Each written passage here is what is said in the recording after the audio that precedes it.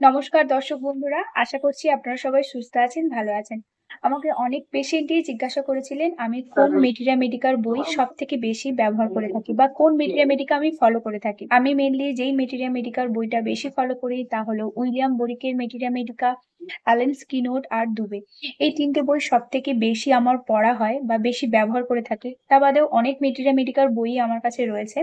কিন্তু এই ৩ টে বই সবথেকে বেশি আমি ব্যবহার করে থাকি।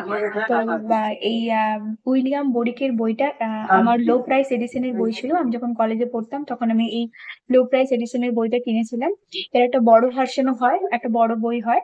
আর অ্যালেন স্পিনোট বইটার আমার অবস্থা খুব একটা ভালো না। মেটিরিয়া মেডিকাল বইটা এটা আমার প্রায় অনেকটা ছিঁড়েও গেছে। তো আর দুবের বইটাও রয়েছে। এখন বর্তমানে আমার কাছে নেই। এখন চেম্বারে এই দুটো বই আমার মেটেরিয়া মেডিকা এখন অ্যাভেলেবেল রয়েছে।